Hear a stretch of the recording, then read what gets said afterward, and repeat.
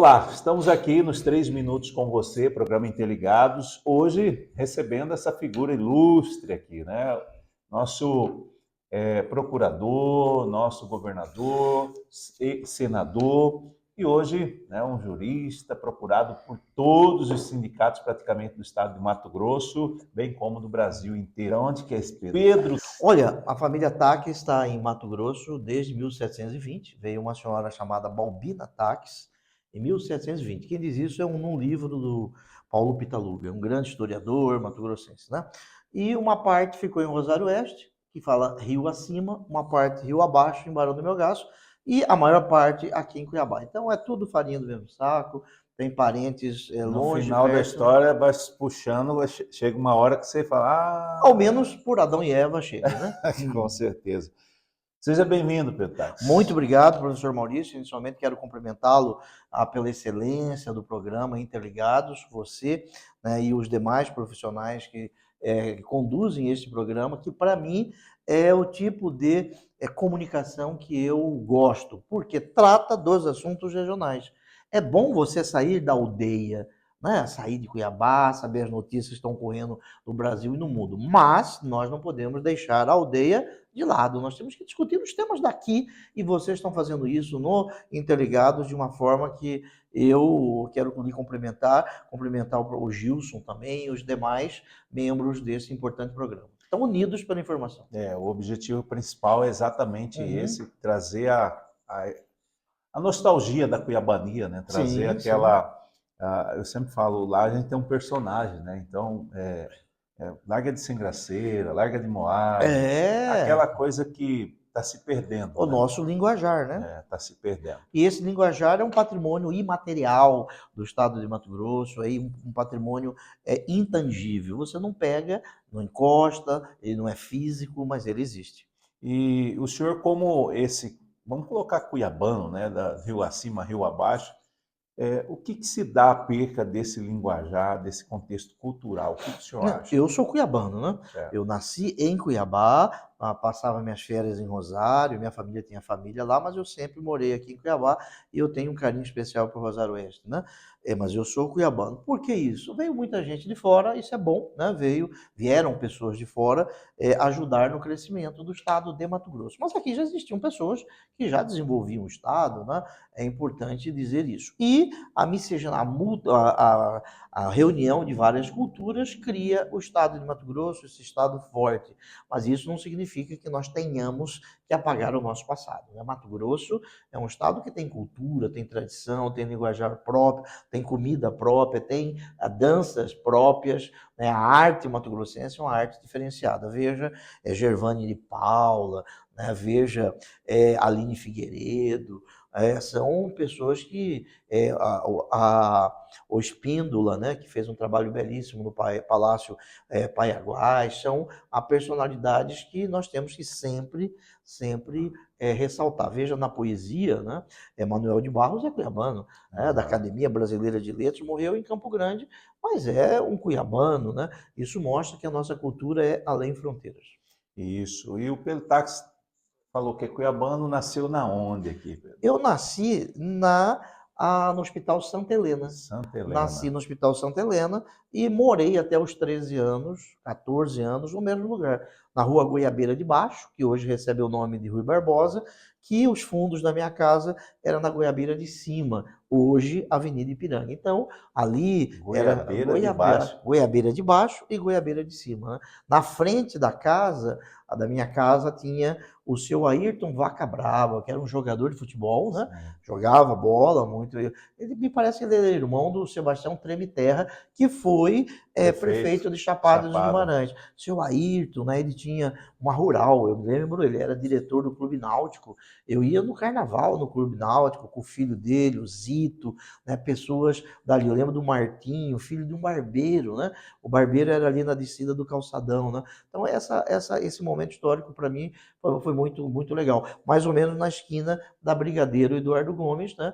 Tinha um buracão que chamava ali, um buracão, e tinha uma oficina mecânica do seu Aureliano. né? Tem seu Aureliano, tem ali o Milteso, filho do seu Aureliano. Em frente tinha uma mercearia chamada a Seu Barbosa. E mais acima, onde hoje tem um prédio, perto do La Provence ali, Sim. tinha uma senhora que vendia doce, chamado Nhanhá Pisca-Pisca. Né? A gente ia lá comprar doce da Nhanhá Pisca-Pisca. Né? É maravilha, que Uhum, história, né? uhum, E, Pedro, nesse contexto da sua juventude, uhum. o que que traz lembrança, assim, além desse contexto histórico que você contou, mas o que que te falta, assim, que vem na memória e te dá aquela dorzinha no coração? Nossa, queria voltar. Eu acho assim, o passado é muito importante, né? Nós não devemos nos esquecer do passado. Eu me recordo das dificuldades, né? A minha mãe é uma professora aposentada, ganhava um salário do serviço público. Meu pai era taxista e depois ele comprou uma fazenda de 5 hectares, né? Uhum. Era um taxista ali na Praça Ipiranga. Eu cresci a vida toda com dificuldade, né? Porque meus pais, eles eram pessoas humildes, né? Cresci com dificuldades, tanto que aos 14 anos eu comecei a trabalhar. Eu fui empacotar presentes numa loja de presentes chamada Cláudia Maria Presentes. Cláudia Maria Presentes. Depois eu fui para o Mercadão da Malha, que existe até hoje. Uhum. Eu era office boy do Mercadão da Malha. Eu terminei o ensino médio com 15, 14, 15 anos. Aí eu fui estagiário do Banco do Estado de Mato Grosso. Né? O Bemate. BEMAT era presidente o Paulo Pitaluga e eu era estagiário do CIE, que existe ainda hoje, Existe. Centro de Integração Escola-Empresa. É. O que eu quero dizer com isso? A minha carteira de trabalho foi assinada, eu tirei a minha primeira carteira de trabalho com 14 anos. Eu sempre trabalhei. Eu não sou filho de milionário, eu não sou filho de político que roubou e me sustentou, né? Eu sou filho de trabalhadores como o senhor, a senhora. Isso moldou a minha vida. De que maneira mudou a minha vida, né? As privações, até os 13 anos, 14 anos de idade, a minha casa não tinha banheiro com descarga, com chuveiro, né? Era uma casa simples. Aí nós mudamos de lá e fomos melhorando com o trabalho. Né? O que eu quero dizer com isso? Eu sou o que eu fui. Não é isso? Eu fui procurador do Estado de São Paulo, depois que eu fiz faculdade, fui procurador da República, combatendo o crime organizado, combatendo políticos corruptos, que eu entendo que o cidadão honesto deve ser a regra. O cidadão que rouba dinheiro público, não é correto ele sustentar sua família com dinheiro público. Tem que ser a Porque exceção, né? exatamente, né? Uhum. Ser honesto na política deve ser a regra. Regra. E isso foi moldado por sua mãe, né? Isso foi moldado por minha mãe, uma professora, né, que sempre ela dizia: entre o fácil e o certo, faça o certo. Entre o fácil e o certo, eu sempre fiz o certo. Né? Saí daqui com 16 para 17 anos, fiz faculdade em São Paulo, passei no concurso mais difícil do Brasil da época, que era procurador do Estado de São Paulo, defendendo o Estado de São Paulo e defendendo pessoas pobres, na acepção jurídica do termo. Depois eu passei no segundo concurso mais difícil do Brasil, que é procurador da República, Ministério Público Federal. Oficiei em 12 estados da federação, Rondônia, lá eu combati uma quadrilha que roubava o Tribunal Regional do Trabalho. No Acre, eu comecei a investigação e depois fiz os júris do Ildebrando Pascoal, que cerrava pessoas, jogava ácido de bateria de pessoas. Fiz o caso Sudã, em que o ex-senador, o senador Jader Barbalho, foi preso 2 vezes. Aqui em Mato Grosso, a Sudã roubava o dinheiro público, né, esta autarquia federal. Aí, em 2002, né, eu combati o crime organizado no Estado, quando pessoas morriam na Avenida do CPA. Para que você tenha uma ideia, 11 pessoas morreram em Cuiabá, amando no mesmo grupo durante 10 meses. O último foi o jornalista Sávio Brandão, me parece dia 29 de setembro de 2002. As pessoas se esquecem disso. Mas o crime organizado, né, dominava o estado de Mato Grosso. Dominava o estado de Mato Grosso e ele era o próprio estado de Mato Grosso, porque ele dominava a Assembleia Legislativa. Ontem, ainda na Gazeta, no dia 12 de agosto, ontem, né, na Gazeta, saiu que o ex-deputado e presidente da Assembleia Legislativa, Humberto Bozaipo, ele foi condenado a 25, em 25 ações só este ano e 11 no ano passado. Todas essas ações em razão da corrupção junto com o crime organizado na Assembleia Legislativa. Essas condenações, elas resultam da minha ação em 2002, 2003. O Humberto Bozaipo e o Riva roubaram o estado de Mato Grosso. Roubaram e estão aí. O Humberto Bozaipo até hoje recebendo seu salário de conselheiro do Tribunal de Contas, talvez até aposentadoria da Assembleia Legislativa, sustentando sua família com o dinheiro do roubo. O Riva fez uma delação, confessou que roubou 700 milhões de reais. 700 milhões. Para que o cidadão se recorde, professor Maurício, 700 milhões de reais daria para construir 3 hospitais regionais. E recuperar a nossa Santa Casa. E recuperar a Santa Casa. 700 milhões. Esse dinheiro, ele sustentou o seu esquema criminoso, sustentou a sua família a vida toda com o dinheiro do roubo e hoje está aí, viajando pelo mundo, fez delação. Eu sou contrário a esse tipo de delação. E vai pagar em suaves prestações, como se compra uma geladeira em uma loja de eletrodoméstico. Então, o crime compensa. O crime compensa, nesse caso. Agora, eu não desisto. Às vezes eu fico, olha, mas de que adianta você ser honesto? De que adianta você ensinar o seu filho a ser honesto? Se os políticos corruptos roubam o patrimônio, viagens internacionais, carros fantásticos, apartamentos maravilhosos, fazendas, garimpos. De que adianta você ser honesto se ele tem isso? Mas eu não desisto. É bom você ensinar o seu filho, a sua filha, a ser honesto. Nesse contexto, então, é aquela ideia que tem a máxima aí, né, de filho de peixe, peixinho em todas as áreas. Né? Eu não posso chegar a essa conclusão, né? Mas o que eu estou dizendo é, nós precisamos pensar um mecanismo de mudar a delação para políticos. Porque senão o político, essas ações contra Humberto Bozaipo e o Riva foram ajuizadas em 2022. Desculpe, 2002, 2003, 23 anos. E não deu resultado algum. O cidadão passa a vida toda roubando e não deu resultado. Aí faz delação, vira santo. É por isso que a sociedade tem um descrédito com a justiça, mas na realidade são as leis, né?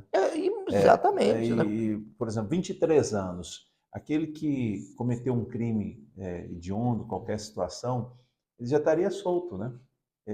Dependendo da situação. Aí você vê um cara que vai lá no mercado, frauda lá um frango, e ele vai preso, ele pega 10 anos. Imagina, no Brasil, infelizmente, em razão das leis, não estou aqui acusando o juiz, promotor, em razão das leis, o Código Penal é feito para pobre. Para pegar o pobre, aquele que rouba 1 quilo de carne, e aquele que rouba e sustenta a sua família com o dinheiro do Estado de Mato Grosso. Fica por isso mesmo. Eu sou contra delação premiada para políticos. Políticos não podem fazer delação premiada, porque senão é fácil. Ele rouba, fica a vida toda sustentando a ele e sua família no bem bom, como diz aqui em Cuiabá, e nada lhe acontece. Nada lhe acontece. Isso diminui um pouco, eu quero dizer isso, né? Diminui um pouco, assim, a vontade daquele cidadão que é mais simples de trabalhar, acordar cedo, comer um pão com margarina, seu filho ir para a escola, sustentar sua filha, seu filho com dificuldade, pegando um ônibus, enquanto o político ladrão, ele sustenta a sua família no bem bom. Isso precisa mudar. Portanto, eu estudei delação premiada na Itália como procurador da República.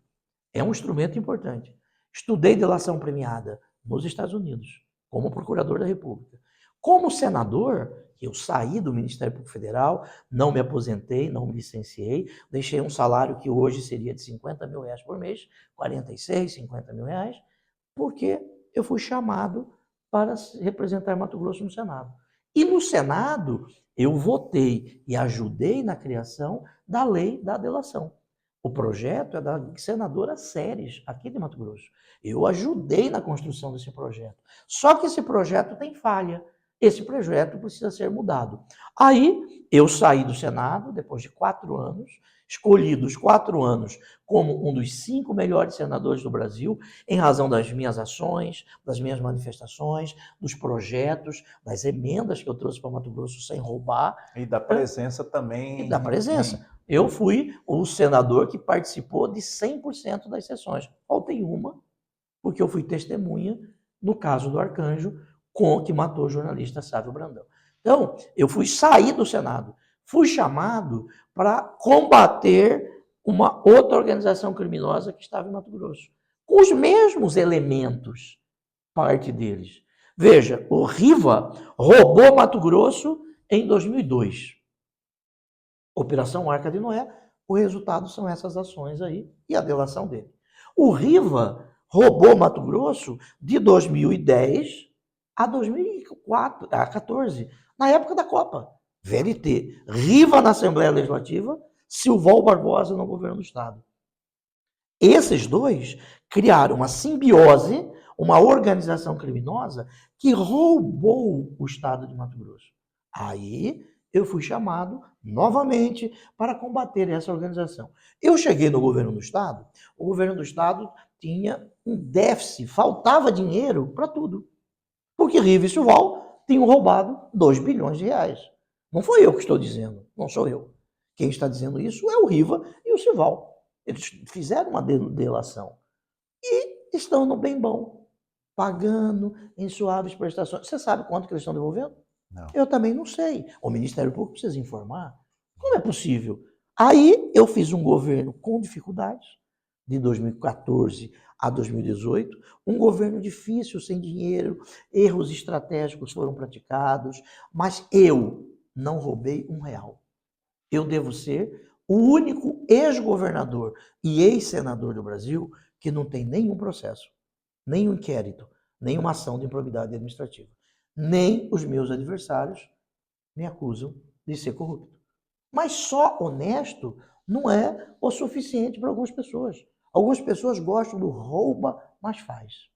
Eu sou contrário ao rouba, mas faz. Essa ideia, doutor Pedro, se o senhor chega no governo naquele período e o senhor dá sequência aos mesmos trâmites que estavam acontecendo, provavelmente o senhor seria reeleito, né? Provavelmente eu seria reeleito e provavelmente eu estaria rico, né? Eu não precisaria trabalhar como advogado e como professor. Eu trabalho. Eu tenho ações na justiça. Eu dou aula. Ontem à noite eu tive aula. Na segunda noite eu tive aula. Isso significa dizer que o sistema político ele quer expulsar aqueles que querem fazer a coisa certa. O governo de 2014 a 2018 foi um governo muito difícil. Em razão, primeiro, dessa quadrilha do Riva do Silval, mensalinho na Assembleia Legislativa, isso está tudo provado. Eles foram presos em razão das nossas ações. Em 2002, na Arca de Noé, estavam juntos com o Arcanjo, e em 2014 a 18. Desculpe, 10 a 14. O dinheiro da Copa do Mundo. A Secopa, né? A Secopa, antes da Gecopa, veja, por que o VLT não terminou em Mato Grosso? Eu não terminei o VLT porque nós estávamos prontos para terminar o VLT, para reiniciar as obras do VLT, que tinham sido parados no governo Silval, acordo com o consórcio, diminuiu o preço ao consórcio, ia devolver dinheiro para o Estado de Mato Grosso. Aí veio a Operação Descarrilho, em julho de 2017, na minha administração. Essa Operação Descarrilho, busca e apreensão, na onde? Na casa do Riva. Processados, Silval, Riva, Janete Riva. O senhor provocou isso? Esta ação, ela foi provocada pela atuação nossa, porque nós paramos, não negociamos mais com o consórcio, porque o consórcio tinha roubado. Isso foi descoberto no nosso governo. E aí houve a busca e apreensão. A Janete Riva e o Riva criaram empresas para desviar o dinheiro do VLT, junto com o Silval, aí confessam, fazem delação e nada ocorre. Nós não estamos falando daquele caso de 2002, 2003. Esse é outro caso. Quer dizer, é uma vida no mundo do crime. Se fosse um preto, um negro, um pobre, estava preso até hoje. Até hoje. Mas está aí, solto, participando de festas, viagens. Isto me deixa indignado. Isto me deixa indignado porque eu trabalhei a minha vida toda desde os 13 anos. Isto me deixa indignado porque eu sei que o senhor, a senhora, trabalham, são honestos, ensinam para os seus filhos a coisa honesta. Muito bem, fez a delação. O governo, sem a mínima condição de dinheiro, onde você dava uma enxadada, você tirava uma minhoca, não fui reeleito. Agora, eu não fui reeleito, mas algumas coisas foram feitas. Por exemplo, se me permite, Claro. na educação. Eu mantive a Lei 510, a lei de dobra do salário dos professores, dos profissionais da educação. Essa lei eu mantive como governador. Paguei os aumentos da lei para os profissionais da educação em 2015, 16, 17, 18. Em 19, o Mauro Mendes, o Ministério Público, a pedido do Mauro, alegou a inconstitucionalidade da lei. E ele deixou de pagar em 2019. Na nossa administração, nós fizemos 40 escolas em tempo integral. Quantas Mauro Mendes fez? Nenhuma. Na nossa administração, Mato Grosso tinha uma escola militar em 4 anos, com dificuldade, com a maior crise econômica que o Brasil viveu. Deixamos 12 escolas militares. Então, as escolas militares já vêm Só existia uma. de 14 a 18. Só existia uma, a Tiradentes. Nós levamos isso para outros municípios, da Polícia Militar e Dom Pedro II do Corpo de Bombeiros. A nossa administração fez isso. Um caso que é bem recente. Né? Esta semana, a Assembleia Legislativa contratou uma equipe econômica e chegou-se à conclusão que o salário, a remuneração dos servidores públicos os salários estão com uma defasagem de 20%, em razão do RGA, que o Mauro não paga. Sem contar o ganho que devia ter. 20%. De 2000... No caso, 20% só é a correção. A correção, Sim. Fora o aumento fora da Lei 510. É isso. Imagina, de 2010 a 2014, a nossa administração pagou 17% de RGA. Vou repetir. Eu saí do governo como governador que não teria pago a RGA, mas nós pagamos 17%. Nós não pagamos a última parcela dos meses de novembro e dezembro de 2018, que o Tribunal de Contas proibiu de pagar. Tem uma decisão do Tribunal de Contas, que eram 2,5%. Mas nós pagamos 17%. Somando nos 4 anos. Os 4 anos. Mauro Mendes está no poder há quase 7 anos. Ele não pagou a RGA. Ele está devendo 20%. Eu paguei 17%, apanho dizendo que eu não paguei, e eu paguei. E Mauro não pagou 20%. Ele está devendo para o servidor 20%. Sem contar os aposentados, que ele está descontando na Previdência Social. Os 14%. Os 14%. Quer dizer, e é um Estado que tem dinheiro. Tem dinheiro em caixa, porque em dezembro de 2019, Mauro Mendes aumentou os impostos em 39%. Isso significa dizer, professor Maurício, que algo que o cidadão comprava por 100, ele passou a pagar 139. 139. E os servidores públicos sem 20%? Aí entra o RGA. Entra o RGA. Entendemos isso? Então, o Mauro Mendes é que não pagou o RGA. O senhor tocando nesse assunto já, todo esse contexto histórico aí do RGA trouxe um decréscimo no ganho, né, no poder de compra. Você acha que isso favoreceu os empréstimos? Porque o cara entrou num colapso. O senhor tocou num ponto que é muito significativo. Como o Mauro não pagou 20%, o poder de compra diminuiu. E o cidadão servidor público, ele precisa viver. Sim. Não precisa viver? Muito bem. Aí ele se empepinou no consignado. Na nossa administração, tinha um decreto 691 de 2016 que estabelecia regras para o consignado.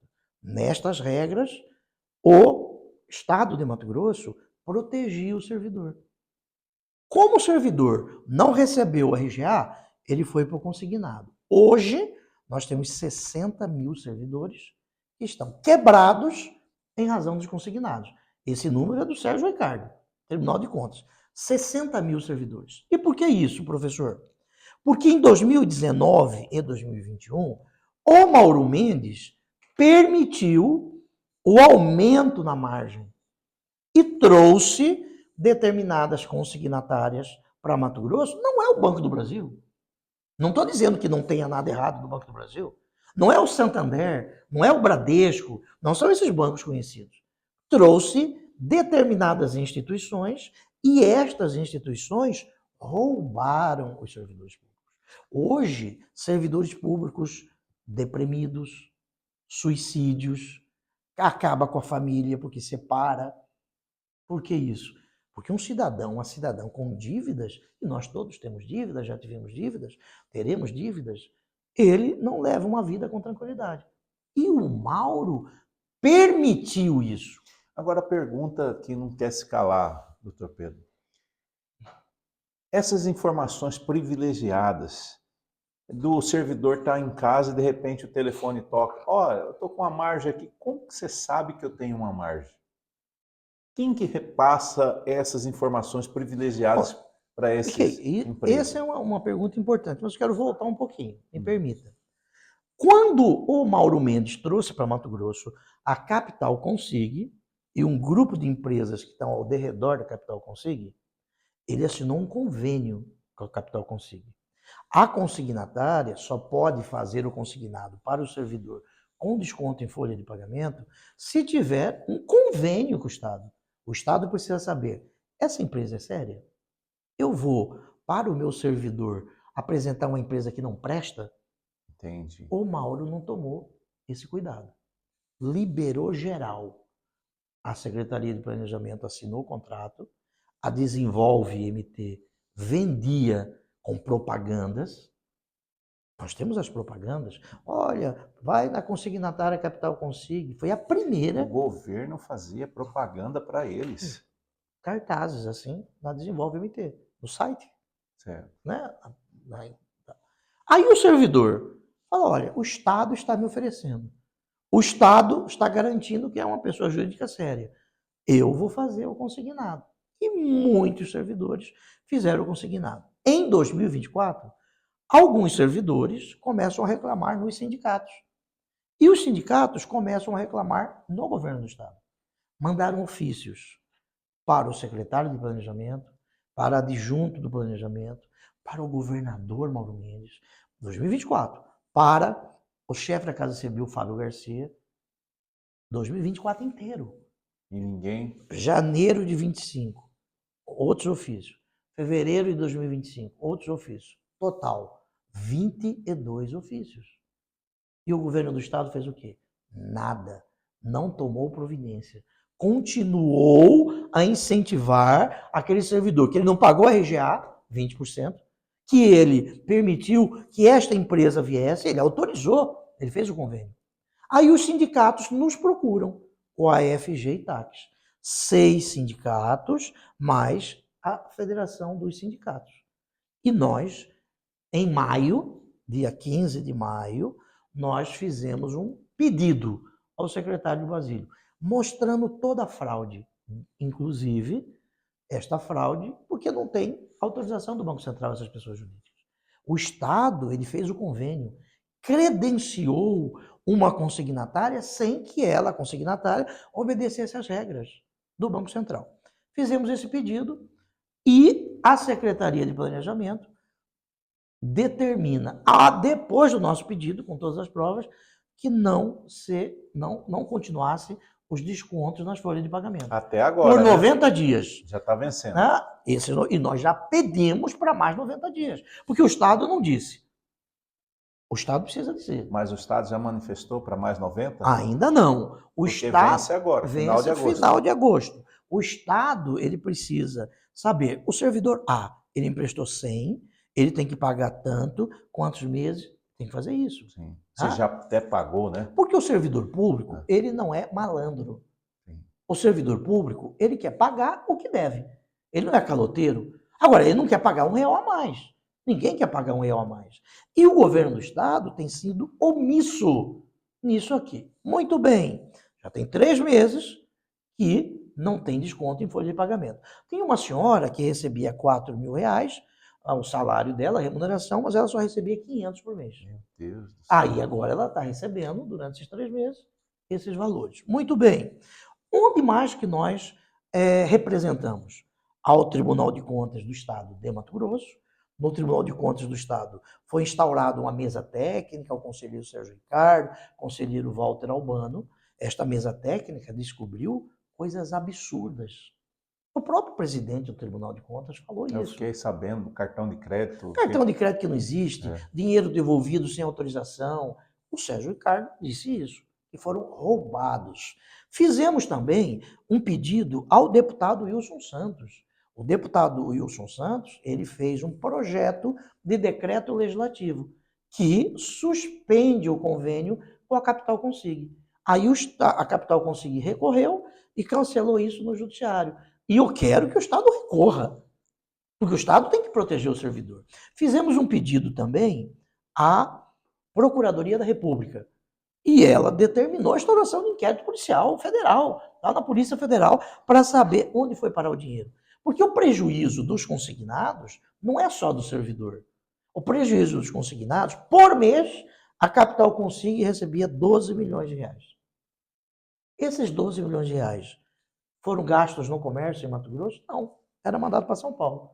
Se tivesse na conta do servidor, o servidor gastaria no comércio e fomentaria o comércio. Compraria aqui. O Estado arrecadaria ICMS, o comércio também ganharia. Mas não, o Estado de Mato Grosso, a omissão do Mauro Mendes, permitiu tudo isso. E o que nós encontramos depois? Uma das consignatárias recebe o nome de Hangar. Esta Hangar tem a Hangar Securitização, que o filho do governador é sócio. Isso precisa ser investigado.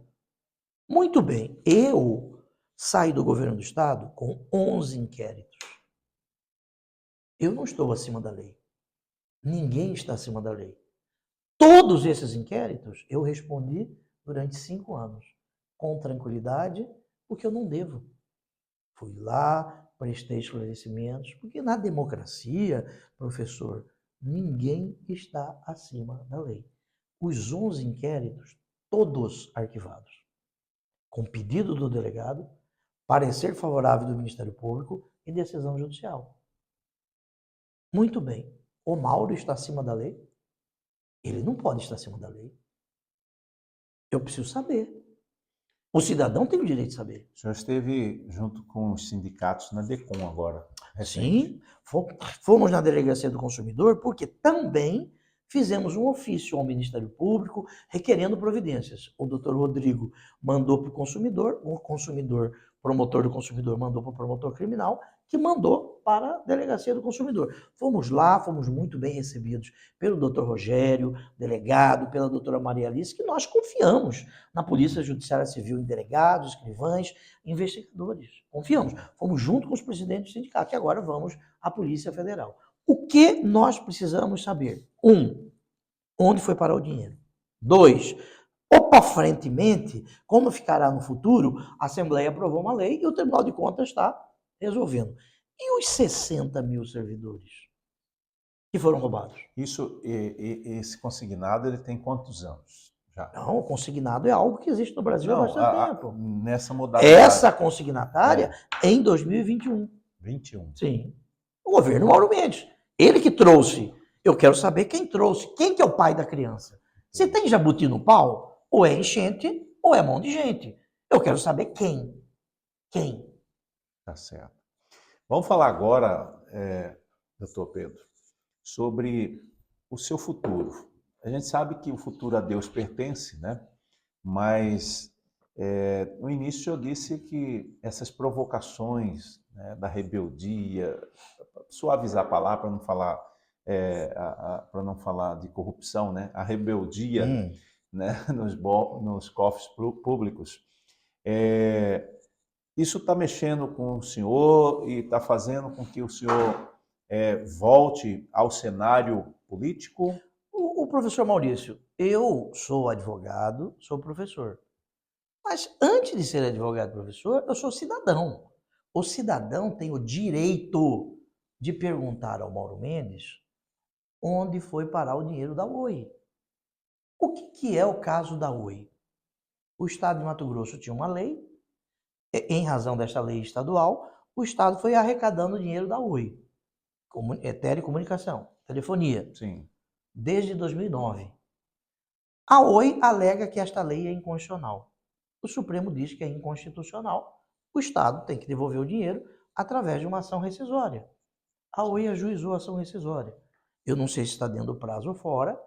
O Estado fez um acordo sigiloso, e devolveu para a Oi, para o advogado que fez o acordo, 308 milhões de reais. Eu não sei se Ou teve... seja, a dívida é uma dívida pública e aberta. Não. Todo mundo sabia que existia essa dívida. Mas para devolver, ninguém sabe onde foi parar o dinheiro. Ah, tá. Entendemos? Então, o problema está por que sigilo no acordo? Por que sigilo no acordo? Se o dinheiro é público. Esse é o primeiro ponto. Segundo ponto, parte desse dinheiro foi parar num fundo que administra recursos do filho do governador. Parte desse dinheiro foi parar num fundo que tem também recursos do Berinho, que é pai do chefe da Casa Civil. Isso precisa ser explicado. Eu, como cidadão, tenho o direito de saber isso. O Mauro, ele é servidor público. Ele tem o dever de nos falar. Você está como uma voz no deserto hoje? Não voz. Em nome da verdade, o Antero tem falado, o Wilson Santos um pouco, o Lúdio, o Barranco. Alguns jornalistas falam, mas são processados. Veja o caso do Aprá, do Pablo, que o Mauro processa jornalista. Ele processa jornalista, ele que faz busca e apreensão. Não é isso? Agora um jornalista foi absolvido e o Mauro vai ter que pagar para esse jornalista, o Pablo da Gazeta, me parece 60 mil reais. Isso recebe o nome de abuso judicial.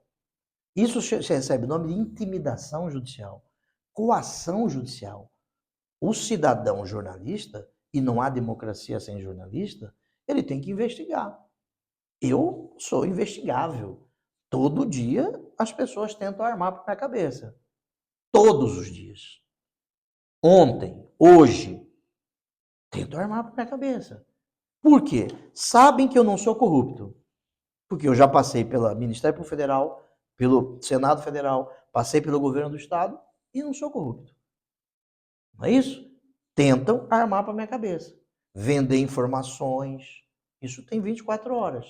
Mas eu não me canso e não vou me cansar de falar. Porque eu não perco a capacidade de me indignar. Eu sou cidadão. O cidadão tem o dever de fiscalizar. Aliás, uma das funções do parlamento é fiscalizar. Senador tem que fiscalizar. A deputada Janaína disse que tem um quarto cheio de dossiê. Eu estou esperando esses dossiês. Eu quero saber desses dossiês. Vai guardar para quê? A Assembleia Legislativa precisa investigar. Os deputados. Vai ter CPI do consignado? Vai ter CPI da Oi? Vai ficar tudo por isso mesmo?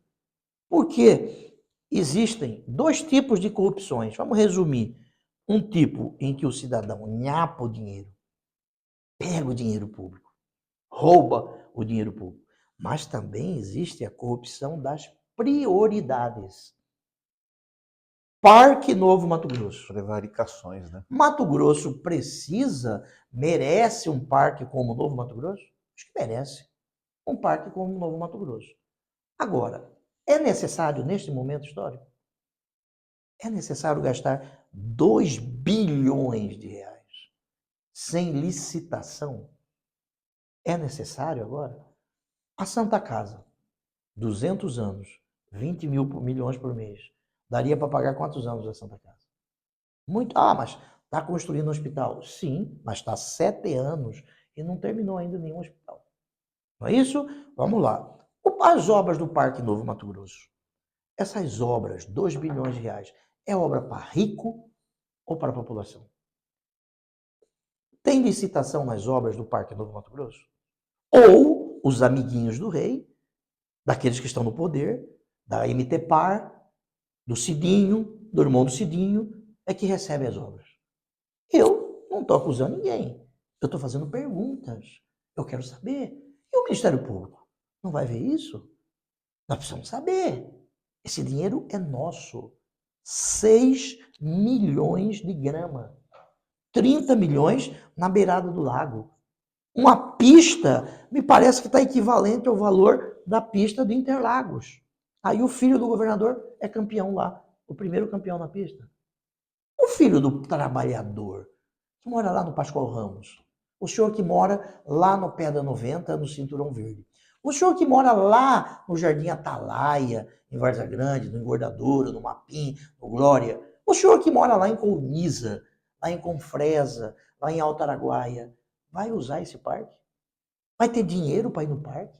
Vai ter dinheiro para pagar a roda gigante? Vai ter dinheiro para isso? Quem vai pagar essa conta? Nós vamos pagar essa conta. Então, o Mauro tem o dever de explicar. Lembremos, Mato Grosso merece um parque como esse. Agora, tem necessidade agora ou esse parque é para os amiguinhos do rei? Doutor, saiu uma matéria agora, essa semana, dizendo que Mato Grosso ele aumentou a sua produção em 35%, né, devido ao aumento na compra da China do gado. Então, teve um superávit gigantesco Mato Grosso. E, em contrapartida, nós temos um decréscimo muito grande nas matrizes locais, ou seja, o que sobra não consegue atender o mercado interno. Como que o senhor vê isso? A questão econômica dentro do estado de Mato Grosso. Imagine, Mato Grosso hoje ele representa, ele produz 56% de todo o complexo do agro do Brasil. E nós temos quase 2% da população. E produzimos 56% de todo o complexo. O nosso maior parceiro comercial é a China. Nós temos 34 milhões de cabeças de gado bovino. Não é isso? Para 3 milhões e 600 mil habitantes. Né? Cada um tem 10, né? Alguém está com a minha, né? Deve ser. Eu não tenho, né? Não que isso seria demérito, é bom ter. Mato Grosso é exportador, conheço as pessoas da Acrimate. Agora, Mato Grosso está numa fase de industrialização. Essa industrialização não começou com o Mauro Mendes. Começou com o Dante de Oliveira, no programa em que ele vendia o estado de Mato Grosso. Mato Grosso, hora de investir. Dante de Oliveira. Aí, o MAGE continuou com isso, a industrialização. Nós trouxemos na nossa administração o etanol de milho para Mato Grosso. A lei é minha. Aí veio, primeiro, a Impasa, que já tem 3 ou 4. Aí veio a FS. Aí outras vieram. Por isso, Mato Grosso é produtor de etanol. Cada governador colocou um tijolo. A questão é que o Mauro entende que Mato Grosso ele se inicia no dia 1º de janeiro de 2019. Mato Grosso existia antes dele. O Jaime Campos, por exemplo, fez a Udemate. Começa com julho. Começa com julho. A ponte que liga você que é do Jardim Atalaia, você que é do Parque Cuiabá. Essa ponte Sarita-Baracate. A nossa administração conseguiu dinheiro. A nossa administração fez a licitação. A nossa administração deu a ordem de serviço. A nossa administração escolheu o local. E eu escolhi o lugar. Eu lembro dessa matéria. E o nome da ponte? Você foi com, na época, Marcelo Oliveira. Marcelo Duarte, desculpa. E aqui era o Wilson Santos. O Wilson Santos. Quer dizer, eu lembro. Bora, o Mauro inaugurou. É assim que funciona. Mas eu como governador, eu tinha a disponibilidade de pegar esse dinheiro dessa ponte, mandar para Lucas de Rio Verde. Em Rondonópolis eu fiz a ponte da W11. Em Arenápolis eu fiz a ponte do Rio Areias. E eu escolhi fazer essa ponte aí. O Rodoanel, recurso federal. O Hospital Júlio Miller, recurso federal. A BR-163, a duplicação, recurso federal. 5 bilhões do BNDES. Agora eu quero saber se vão privatizar depois que o Estado gastou 6 bilhões. Com certeza. Eu quero saber isso. Com certeza vai. Nesse contexto de toda essa provocação, para a gente chegar nessa reta final agora. Doutor Pedro se vê pré-candidato? Não, eu sou candidato a ser um bom cidadão. Eu não tenho filiação partidária. Porque a turma está pegando o seu pé, né? Você saiu numa foto agora recentemente com o Manuel Pinheiro em Brasília, que o Manuel estava lá com o filho, e aí você encontrou com ele, Sim. e a turma falou que você estava articulando com o Emanuel. É uma É fofocaiada, fofoca, né? né? Você imagina. Em 2008, o Riva foi um dos coordenadores da campanha do Mauro Mendes para a Prefeitura de Cuiabá. O evento que encerrou a campanha do Mauro foi na casa do Riva. O Mauro pode estar com o Riva. Em 2012, Emanuel Pinheiro foi o coordenador geral da campanha do Mauro Mendes. 2012. Eu fui várias vezes na casa do Mauro Mendes, estava lá a família do Mauro Mendes e o Emanuel Pinheiro falando sobre política. Em 2018, Mauro Mendes teve apoio da família Riva em 18, 19, 20, 21, 22, 23, 24 e agora 25 houve o rompimento com a deputada. Mas ele manteve o governo com a família Riva. Eu fui a Brasília, o Emanuel Pinheiro me liga, eu sou advogado. Eu não tenho filiação partidária. O senhor contou que no próprio avião o senhor encontrou com o legislativo aqui do estado. Não, você vai para Brasília, encontrei com a Abílio. A Abílio trabalhou no governo meu. Trabalhou com o Sim, senhor? 3 anos, 2 anos na GER, fez um bom trabalho. Eu não concordo com algumas posições do Abílio e ele não concorda com algumas posições que eu tenho. Eu encontrei educadamente, conversamos com o Nelson Barbudo, com o Coronel Assis, que eu o promovi a coronel. Eu indiquei o Coronel Assis para ser comandante do BOP. No seu governo? No meu governo. Comandante do GEFRON. Aí ele foi secretário adjunto de interligação entre as polícias. Simples. Gerou um vínculo, né? Agora, eu fiz um almoço com o Manuel para falar mal do Mauro Mendes. Eu tenho mais o que fazer do que isso. Agora, o Mauro Mendes precisa de explicação, né? Ele é servidor público. O servidor público precisa de explicação. Simples assim.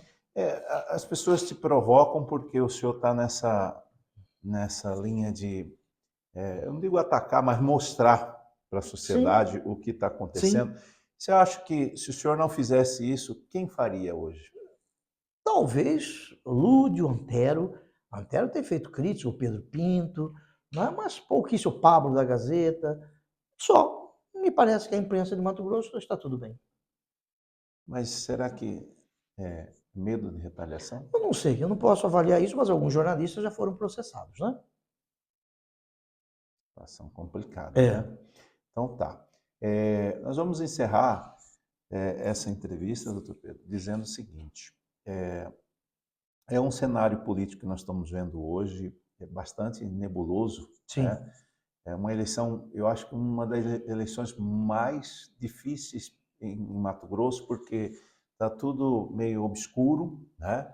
E o que o senhor acha nesse cenário para governo, para Senado, para deputado federal, estadual?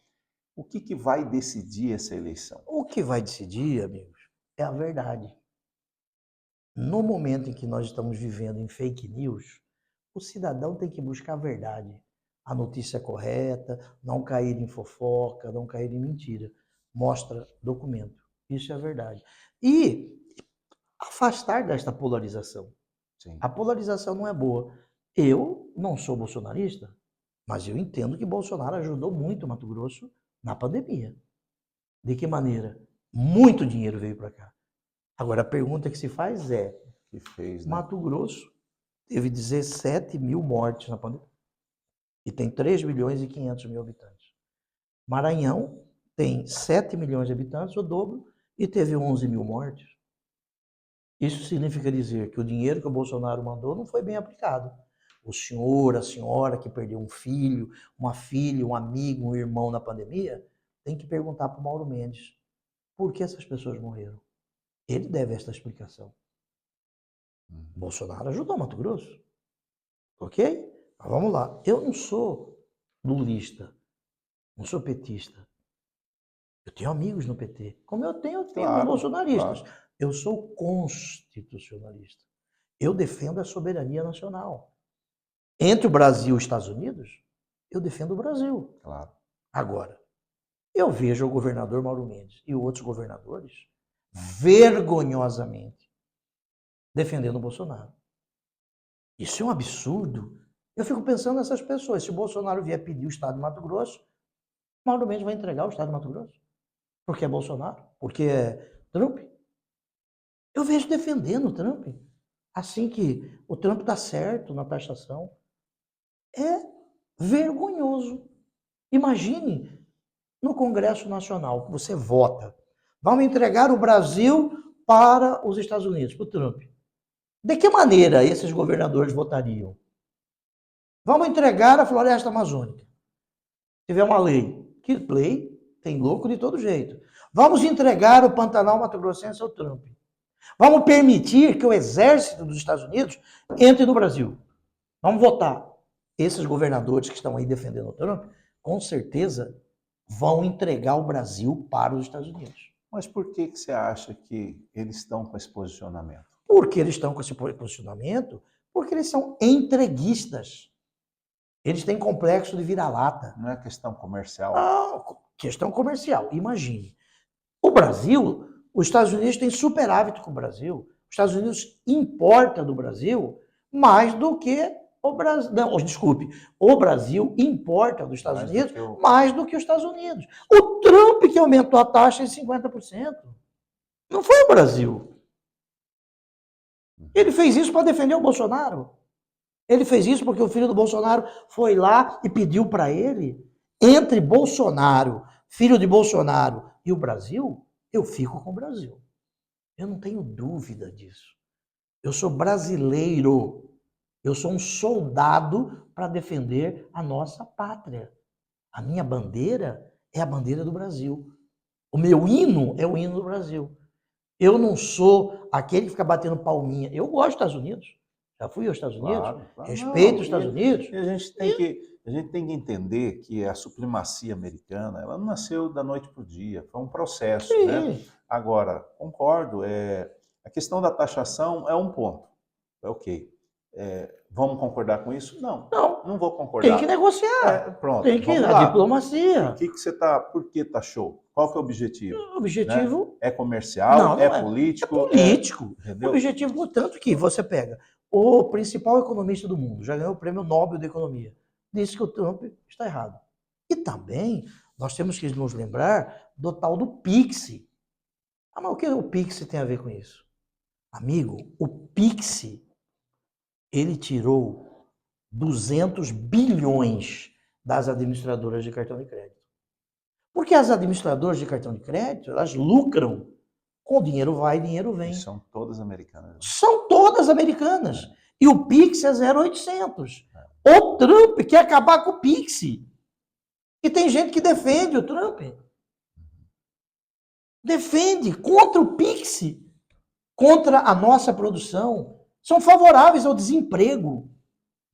Favoráveis ao desemprego. Por exemplo, lá em Araputanga, em Paranatinga, lá tem um frigorífico da Marfrig, BR, ou BR Food, que exporta hambúrguer para os Estados Unidos. Sim. Eu já fui lá. Todos os McDonald's recebem lá. Eu já fui lá na fábrica de hambúrguer, desde que a carne é de Mato Grosso. Já fui lá nos Estados Unidos. Sim.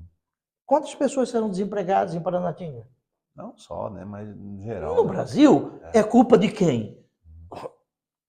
Eu defendo a negociação. Agora, a negociação não significa baixar as calças, né? Com certeza. Tá certo. Vamos para as nossas considerações finais. Pedro, vamos falar com aquele seu João, a dona Maria, que talvez ela não tenha o privilégio que às vezes nós temos de toda a informação. Né? E sem conhecimento o povo padece. A gente tem essa máxima, né? Você pode falar com eles. Eu quero agradecer a você, professor Maurício, a todos os unidos aí pela informação do Interligados, muito obrigado. Agradeço a equipe técnica aqui, a oportunidade de falar. E quero dizer ao cidadão mato-grossense que não cai em fake news, não cai em mentiras, que quem tem que dar informações, prestar esclarecimentos, precisa dar. Ninguém está acima da lei. Eu não estou acima da lei. Eu não sou o dono da verdade. Eu já errei, já acertei, de acordo com as circunstâncias. Eu, né, errei buscando acertar. Isso é importante. Todo mundo erra, né? Agora, você tem que saber quem mente, quem faz só propaganda, quem engana o eleitor, quem beneficia a sua família, só no com recurso público. Nós temos que trabalhar pela nossa família, temos que cuidar da nossa família, mas não com recurso público. Muito obrigado e até uma próxima oportunidade. Com isso, nós encerramos mais 3 minutos com você aqui no Interligado. Obrigado a você, até um próximo encontro.